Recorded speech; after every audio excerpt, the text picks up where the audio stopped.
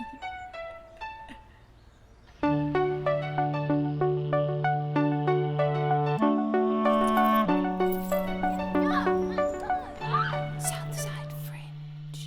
everybody, I'm Angela.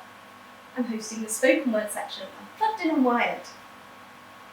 We have got Toni Seaward performing next. Toni is a writer, poet and spoken word artist. She's performed at events and festivals, on radio and in podcasts. She'll be presenting Toni Seaward's Platitudes. It's a poetic journey through life, love and lockdown, and how we keep communication going in a socially distanced world. Hi, thanks for the introduction, Angela. The pieces I'm going to read today they've all been written during lockdown, all except the last one, and they're either a kind of reaction to my own personal circumstances in lockdown or to other events I've seen happening around me. You'll have to excuse the glancing down, as a lot of them are relatively new. The first piece I'd like to read is called Platitudes. I wish I could say I grieved, laying beside a moody watered loch, feeling every breath that left me to mingle with the damp peat-flavoured mist, tears falling, working their way through gaps between the water-worn stones to a crushed shale bed, millennia in the making, underneath. I wish I could say I was driven mad, wailing, rending my clothes like those other women from far-off ancient places I've only ever met in books. Or that I stood stoically with iron eyes, shielding my children, clutching them to my breast as I steeled myself to start again, Stalinesque in my fortitude. I wish I could give you a grand gestural vignette, a final, fitting finale. I wish I could say that is how I grieved for us. But as I sit in a lockdown, candlelit living room, my children are sleeping soundly. I cradle my glass of wine. Breathing comes freely now. I realise my new normalcy and the true grief that I am not grieving. Thank you. The second one is called a reflection on lockdown.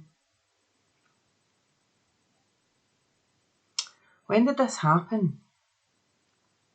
Where was the turn, the shift, the curtain twitch that went too far? The sea change that we couldn't sail back from? We have allowed this complacent drift. Gaslit proclamations turned to charitable obligations, and the rage we should be screaming loud, caged by shame that we are no longer proud of those that do their jobs to keep us living, of nursing, cleaning, keeping safe. The whole world has to learn its place. Do not feel guilty. Celebrate our humanity, no matter what they say. It costs us nothing. Your soul is priceless. The leveller this virus is should be a reckoning of how we exist. There is no us and you and them. It's all a massive failed attempt at bailing out capital entitlement. Sadly, inevitably, in the end, there's only we, as us, who still know what it meant to fill the place formerly known as the human race. So stop a minute, look in the face of the mother who has to feed her kids, the grandparents left in a lockdown space, before you judge essentials. The dogma of divide and conquer has delivered us too tamely into this mess. Division has proved not to be our friend, and strangely, there is nothing left to conquer, apart from this forced loneliness. Thank you. The next piece is called Transmutation. Transmutation, the action of changing or the state of being changed into another form. They will call you angels. If you are an angel, then you are not of this world. It's not the same as a human dying. Heroes. I now question everything I thought about heroes. In my head, they always acted, knowing the consequences, wanting the glory, beheading gorgons or taking on entire armies with wit and wiles as their weapons. Heroism or martyrdom? Has it been confused? Is it the backward spin that's been put on the situation? I thought I knew, but maybe I did.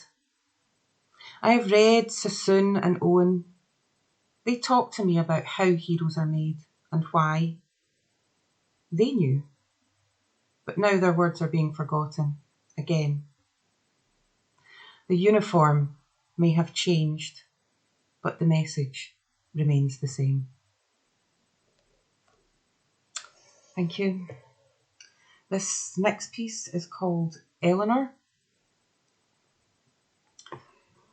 She came today, cagily crossing the floor towards the worn leather chair, eyes down, because the sky is so very far away.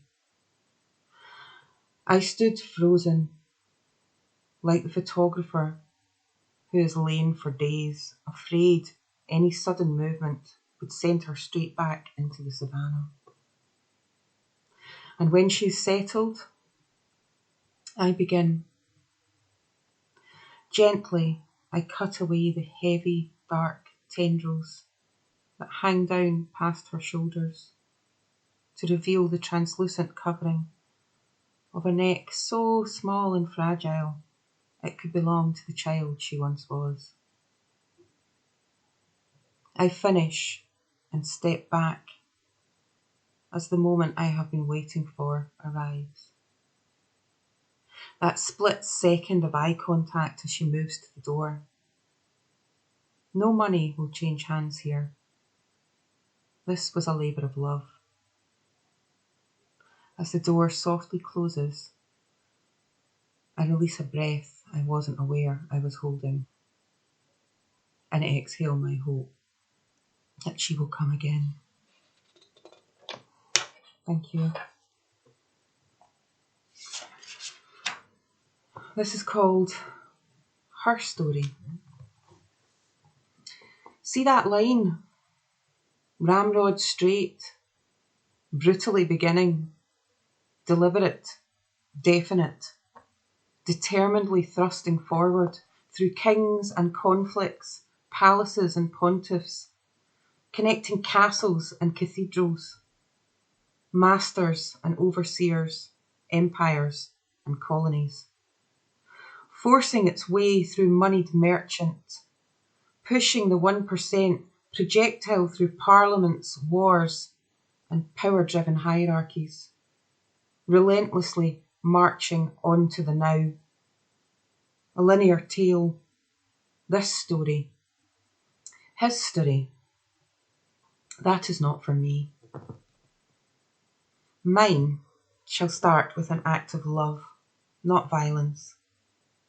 A gentle swell, round and ripe, like the belly of the first mother. A wave of certiorration. Listen, you will hear the chant of the wise woman, the voice of the peasant, the song of the slave. My line is not a line. It curves and doubles back, bleeding out to the edges, the marginalised, collecting the voices of the lost, the broken, the oppressed, the outcasts. It twists and turns, a whirling murmuration of others, its patterns and circles call to the tides and the phases of the moon. undulating, gyrating, cyclical. A whispered lullaby of round, ripe bellies. A sacred song that circles the world. These are my stories, her story. Thank you. The last piece I'm going to do is called The Enchantress, and it's the only piece that I didn't actually write during lockdown, but I'd like to end with it because we all need a little bit of love and magic sometimes. The Enchantress. I wove my dress from midnight, crafted only for your eyes. I took a corner east and west and plucked it from the skies. The stars I wore like diamonds, close against my skin, and I danced for you, as I shall always do, until morning tiptoes in. Thank you. Goodbye.